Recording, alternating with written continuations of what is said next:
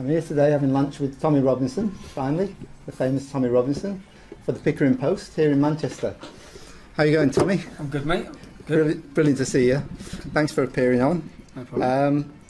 I was just watching a thing that was the head of UKIP was just getting grilled about how dare he be on news on the BBC. Politics. Yeah. How dare you be associated with Tommy Robinson when he said this, this, and this?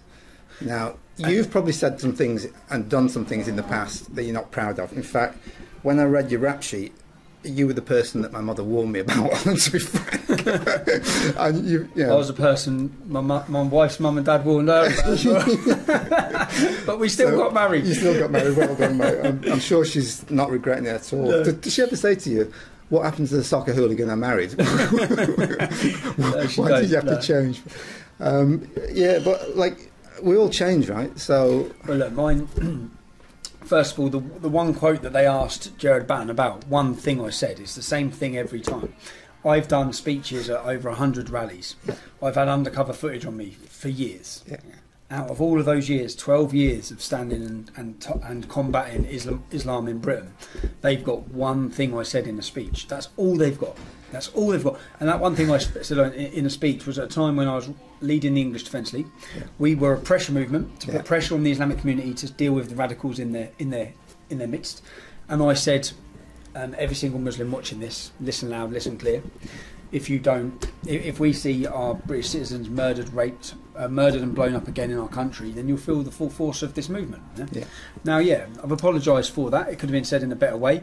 At that moment, at that time, I was a 25-year-old young man who was leading Europe's biggest street protest movement, and I felt it was our job to put pressure, and that was it. So that's all they have. And when we talk through, even my rap sheet, up until the formation of the English Defence League, I had one criminal conviction, and that was from when I was 21. Yeah. So in fact, when I started the English Defence League, I was running 2 successful businesses. I owned 7 properties, so my life was going very well. I was a successful young man. So you're not in this for the money then? No. In fact, I lost all of that. Don't get me wrong. Where I'm sitting now, I've had 2 best-selling books. I'm sitting in a very good position. Yeah. One of them was Enemy of the State. Enemy of the State. And what was the other one? Muhammad's Quran. Why Muslims kill for Islam. Yeah. So we went through a period in the first 6-7 years where the police shut down on everything we were doing. They closed both my businesses. They put me under financial restraint. I was put in prison multiple times. You are someone who supports Tommy Robinson. You'd actually like him to join UKIP. This is a man, of course, who's a convicted criminal, a man who led the far-right English Defence League and was once considered beyond the pale by the party you now lead, and who said this, Gerard Batten: every single Muslim watching this, on 7/7 you got away with killing and maiming British citizens. The Islamic community will feel the full force of the English Defence League if we see any of our British citizens killed, maimed or hurt on British soil ever again.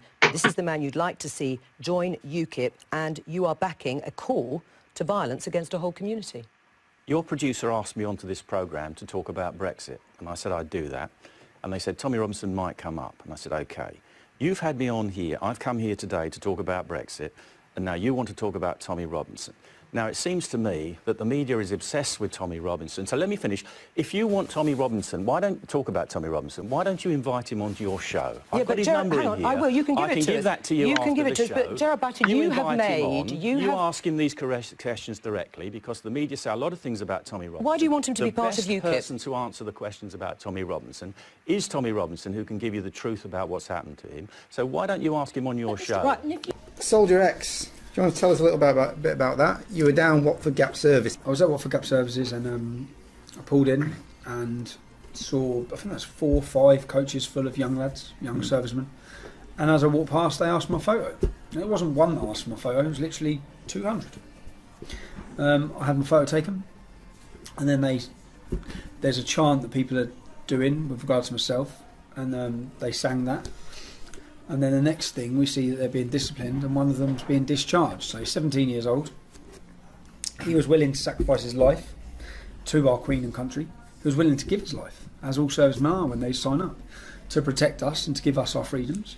And he's now been thrown under the bus by the army because the Muslim Council of Britain put in a complaint, and to appease the Muslim Council of Britain, they are getting rid of him basically to keep the Muslim community happy, just so that people understand who the Muslim Council of Britain are. Just a number of years ago, their leader signed a declaration that actually said that British troops are legitimate targets for suicide bombings in Iraq.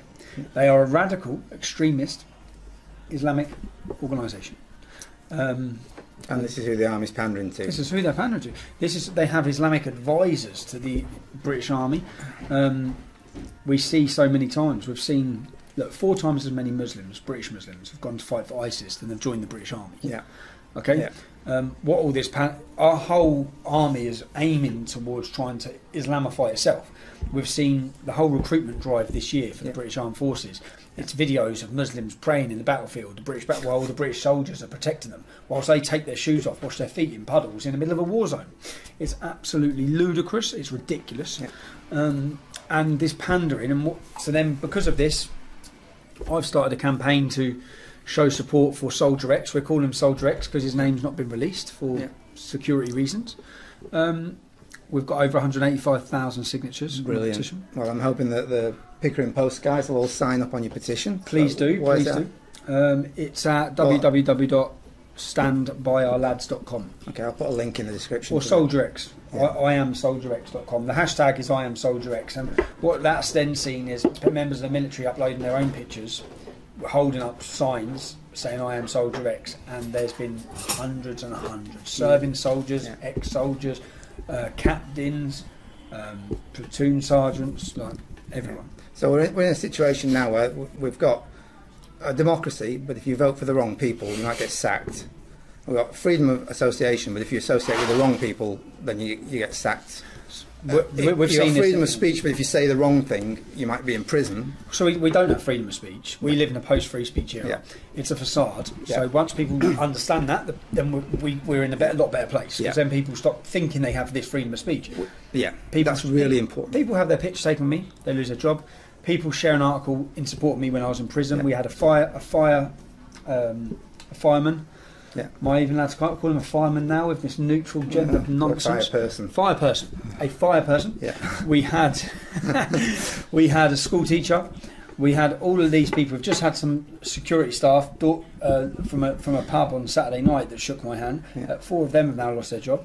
This is what's happening. So there is no free speech. We've had similar things. We just had a senator in the federal Senate, and he gave his maiden speech, and it was along the lines of what we would believe in. And 4 people who were staffers in the state parliament lost their job through that. And the state premier, Mrs. Palaszczuk, said... Which party does he represent? He represents Bob Katter's Katter Australia Party. Okay. So you look his speech up. His speech, pure gold was how it was described, and I'd agree with that. Brilliant speech. The Premier of Queensland said, "We have freedom of speech in this country, but not free of consequences." Now, how can you have free speech if it's not free of consequences?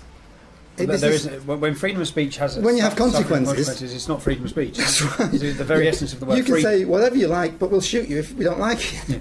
Yeah. Which is the left's portrayal of everything. Yeah, I agree with free speech, but just don't say what we don't agree with. So people losing their jobs, their livelihoods, can't pay their bills, can't support their families, because they've showed their political opinion. This is just horrible. This is horrible. This is to the point where, how far down the track does it go before people start disappearing? Well, because the punishments are already there. Yeah. We have 9 people a day in this country who are being held and arrested for hate speech, tweets, Facebook. Well, you know all about punishment in this country because you've had your fair share. But over in Queensland, the Crime and Corruption Commission declared that Mrs. Palaszczuk had committed a crime but has not prosecuted her. Apparently, that's what I've been told. This is just how things are there. Well, So it's not just happening in the UK. now. The police in this country now go out and say, if you feel offended, even if it's not a crime, then report it. So if someone feels offended, even though it hasn't broken law, that then gets registered as a hate statistic, a hate crime. So then we have all these publishings coming out that hate crimes are up 40%, and the hate crimes are up because what they'll blame is people like this senator. Yeah. Well, because of your speech, because of what you're doing, because of your blog, or because of your website, because of what you say. It's all your fault. Yeah, then hate crimes. But a lot of the time, they're fabricated hate crimes. Yeah, of course they are. The reality is, in essence, we've been blown up multiple times in this country, as of your country. There's been no massive backlash against the Muslim community because we don't react like that. No. Because we're civilised, decent people. Yeah. But then they wish to portray the complete opposite.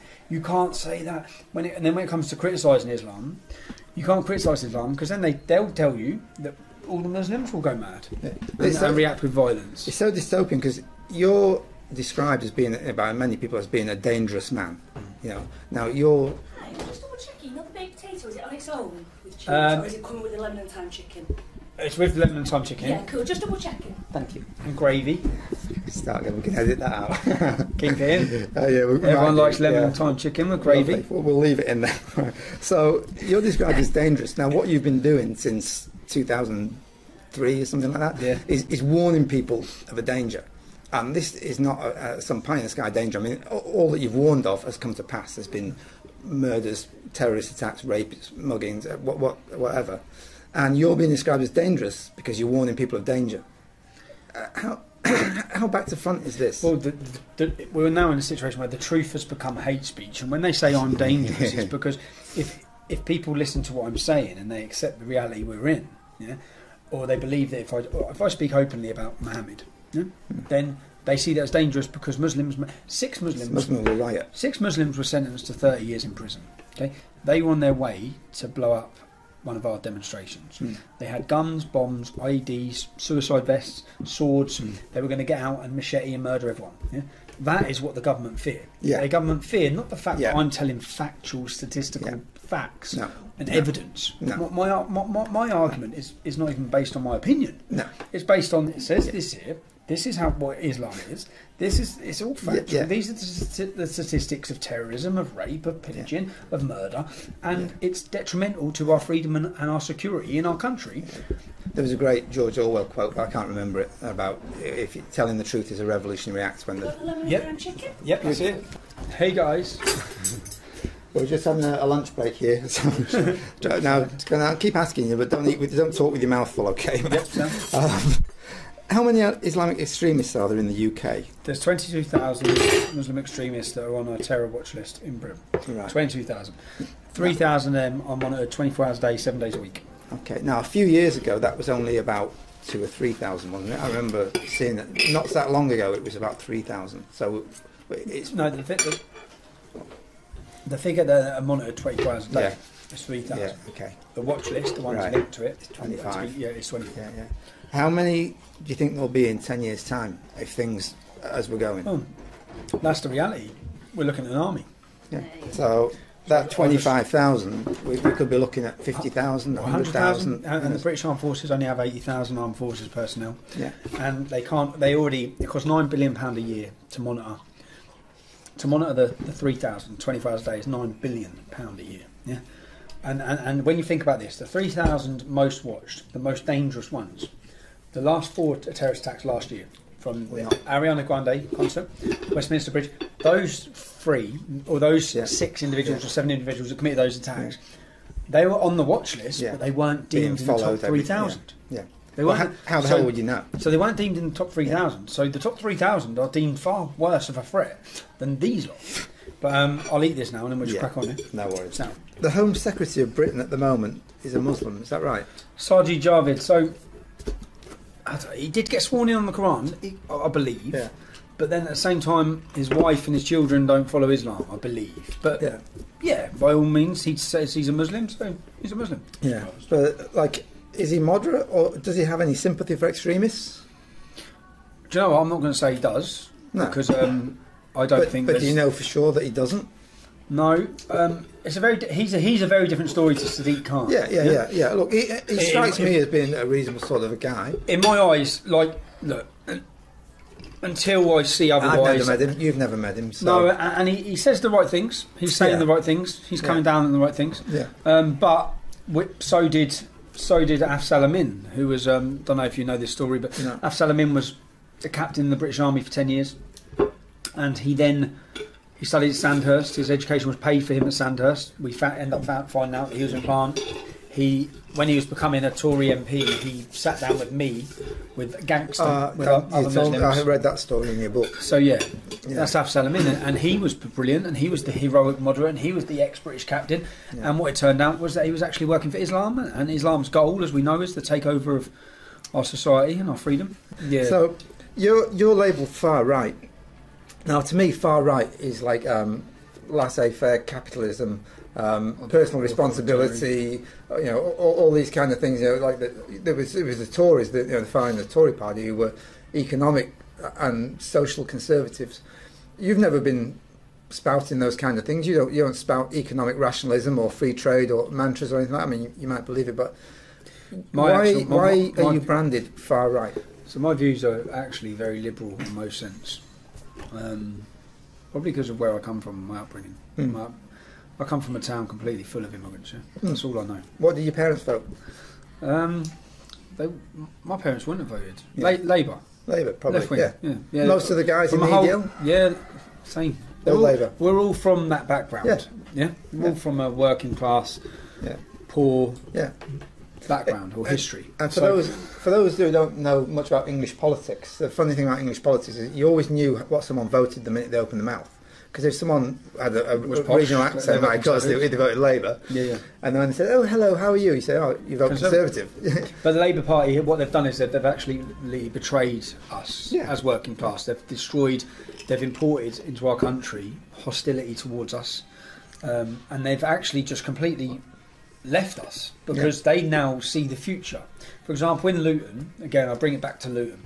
In Luton, the growth forecast for by 2030 is the Pakistani and Bangladeshi community will increase by 70 to 77%. The white and black community will increase by 1.3 to 1.4%. So they know that the future for that town, politically, through votes, lays with the Pakistani and Bangladeshi community. So that is all they side. That's all they care about. They look at us and think, well, you don't matter. You generally don't matter. We don't organise ourselves in a military fashion. Islam, when it comes to politics, the way the Islamic community use the political system, they vote tribally, and they will use our political system will be used to end democracy. Will be used to end democracy. Yes, of course it will. That's what we're seeing. Of course it will. The only people Muslims vote for are Muslims. Yeah. They vote through religion. That's it. That's right. And when you mix religion with politics, you have a disaster. Yes, ugly. It's getting ugly. Especially that religion. Yes. Yeah, So, information. Do you agree that information's key to the battle? I agree completely that they're trying to deceive and keep the public the knowledge that they have on Islam and the truth about Islam, the facts. And I think if you mentioned it earlier, in a world full of deceit, the truth would bring a revolution. It's a revolutionary act. Yeah. So telling the truth would bring a revolution. And if the British public were fully aware of what the future is going to hold for their children, I think there'd be a revolution tomorrow. Yeah, but we're not there yet. We need to wake them up. Yeah, which is what, in a sense, that's what I see my role as. It's just an educator, educating, highlighting, telling people actually this is how it is and this is the reality, and you're being lied to, you're being deceived. Yeah. There's never been an era of deception like there is now. Yeah. This deception that Islam is a religion of peace, this deception that it will peacefully coexist within our countries, it's never ever in history peacefully coexisted with anyone. So why they think all of a sudden they haven't changed the Quran, the book's not changed. In fact, they're going more they're going more to the core teachings, more to the literal interpretation than ever before, especially in Britain. Wahhabism, Salafism, the fastest growing sects are the literal interpretations, the Mohammedans. They want to live. If they want to live as Muhammad did, then we're in trouble. Yeah. We're in trouble. All of us are in trouble. Well, I think you're doing a good job of educating people. Thanks. I mean, you're a little unconventional, I'll say that.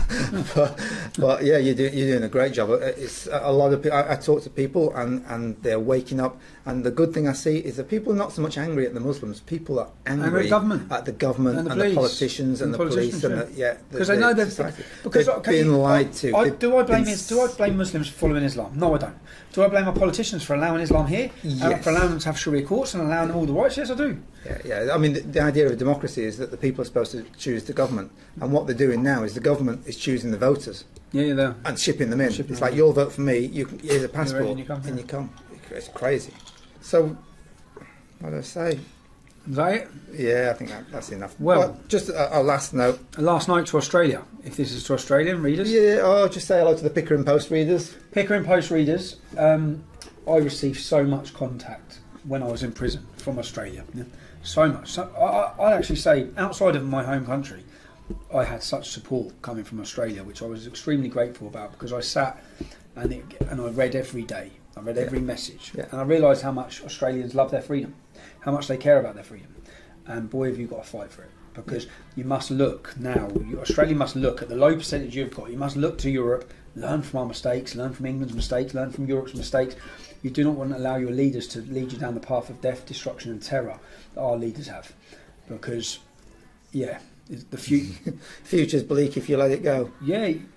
Our culture and our identities are worth fighting for, and that time's coming where you need to speak. And the biggest weapon we have is speaking and talking, and that's all we need to do. Everyone that speaks out inspires other people. Yeah, you have to talk, and even though I know people feel they lose their job or they get scared or intimidated, and each one that does, it gives inspiration to others. And there's a hell of a lot of an underlying current of people across the world, across my country, across your country, that are feeling and thinking like us, and it needs to become acceptable to say it, and everyone you can play your part in it.